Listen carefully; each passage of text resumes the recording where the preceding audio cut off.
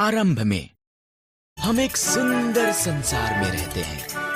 आपके इर्द गिर्द अद्भुत वस्तुओं को देखें। आओ हम आरंभ में चलें और देखें कि बाइबल इसके बारे में क्या बताती है कि ये कैसे आरंभ हुआ। आरंभ में परमेश्वर ने आकाश और पृथ्वी को बनाया।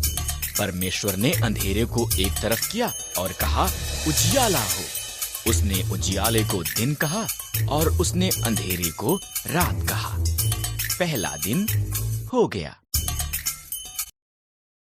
तब परमेश्वर ने ऊपर के पानी को नीचे के पानी से अलग करने के लिए एक अंतर बनाया। उसने उस अंतर को आकाश कहा। दूसरा दिन हो गया। परमेश्वर ने पानी को एक स्थान पर इकट्ठा किया और सूखी भूमि दिखाई दी। उसने सूखी भूमि को पृथ्वी कहा और इकट्ठे हुए पानी को समंदर कहा। तब उसने घास, अनाज के पौधे और पेड़ बनाए। तीसरा दिन हो गया। तब परमेश्वर ने आकाश में ज्योतियां बनाई। उसने दिन के लिए सूर्य, रात के लिए चंद्रमा और सभी तारे बनाए। चौथा दिन हो गया। परमेश्वर ने पानी में तैरने के लिए मछलियां और आकाश में उड़ने के लिए पंछी बनाए। फलों फूलों उसने उनसे कहा संसार को संगीत और पानी में छपछपाने की आवाजों से भर दो। पांचवा दिन हो गया। इसके बाद परमेश्वर ने जानवर बनाए। उसने खेतों के जानवर, जंगली जानवर और जानवर जो भूमि पर रेंगते हैं को बनाया। अभी केवल एक और चीज बनानी है। परमेश्वर ने कहा सब चीजों से विशेष अभी केवल एक और चीज बनानी है।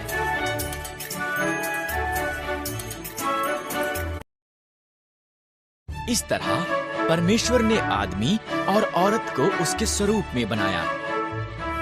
फलों फूलों उसने कहा संसार पर अधिकार रखो। मछलियों, पंछियों और जानवरों की देखभाल करो। छठवां दिन हो गया।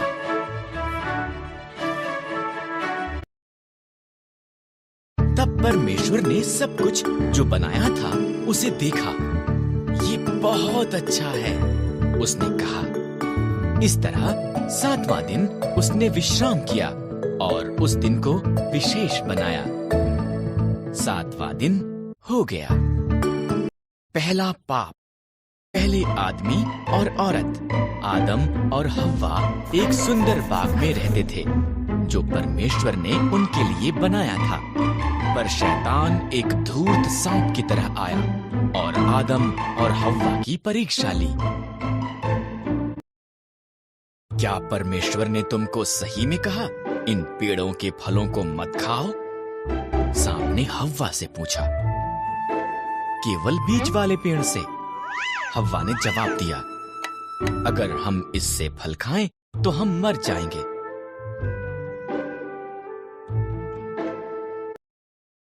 तुम नहीं मरोगे, सांप ने कहा।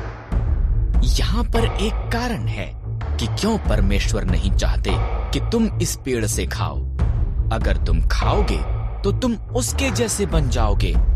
जो वो जानता है तुम भी जानोगे।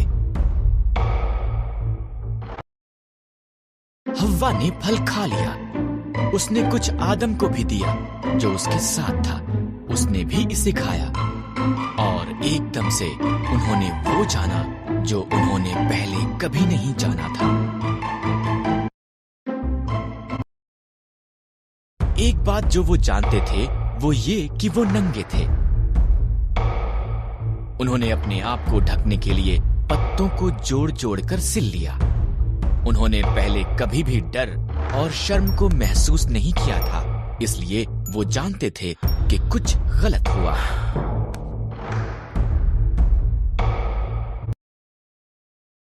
आदम, हव्वा, परमेश्वर ने आवाज दी। हम छिप रहे हैं, आदम ने कहा। हम नंगे हैं। तुम इसलिए ये जानते हो क्योंकि तुमने उस पेड़ से खा लिया है। परमेश्वर ने गहरी सांस ली। तब आदम ने हव्वा को दोष दिया और हव्वा ने सांप को दोष दिया। परमेश्वर ने कहा, सांप, तू पेट के बल चलेगा, एक स्त्री का पुत्र तुझे हराएगा। हव्वा, संतान पैदा करना कठिन होगा। आदम, अन्न उगाना मुश्किल होगा। तब परमेश्वर ने आदम और हव्वा के लिए कपड़े बनाए और उन्हें बाग से बाहर भेज दिया। उसने एक ज्वालामय तलवार के साथ एक स्वर्गदूत को वहां पर रखा ताकि वो वापस ना आ सके। जब उन्होंने आज्ञा उल्लंघना की, आदम और हव्वा ने परमेश्वर के विरुद्ध पाप किया। सही या गलत? पृथ्वी लोगों से भर गई थी, पर उन्होंने इतना ज्यादा पाप किया कि परमेश्वर को दुख हुआ कि उसने उन्हें बनाया था। उसने पृथ्वी पर से हर एक को मिटाने के लिए एक जल प्रलय भेजने का निर्णय किया। यहां पर नूह नाम का एक मनुष्य था जो अन्य लोगों के समान नहीं था। नूह ने परमेश्वर से प्रेम किया और उसके आज्ञा का पालन किया। परमेश्वर ने नूह और उसके परिवार को जल प्रलय से बचाने का निर्णय किया। परमेश्वर ने नूह को जल प्रलय के बारे में सावधान किया। उसने उसे एक नीची छत, 3 कोठरियों, एक खिड़की और एक द्वार के साथ एक विशाल जहाज बनाने को कहा। आज्ञाकारिता में नूह ने इसका निर्माण किया। परमेश्वर ने नूह को प्रत्येक जानवर की किस्मों में 2-2 करके लेने को कहा, एक नर, एक नारी। तब नूह, उसका परिवार और जानवर जहाज के अंदर गए। परमेश्वर ने द्वार को बंद कर दिया। 40 दिन और 40 रात तक बारिश आती रही। पानी आकाश से गिरा और समुद्रों और झीलों से भी ऊपर आया, यहाँ तक कि सबसे ऊंचे पहाड़ भी पानी में डूब गए। इन सब के दौरान नूह, उसका परिवार और सभी जानवर बाढ़ के जल के ऊपर तैरते जहाज में सुरक्षित थे। परमेश्वर एक पल के लिए भी नूह को भूला नहीं था। परमेश्वर ने हवा चलाई, पानी सूखने लगा।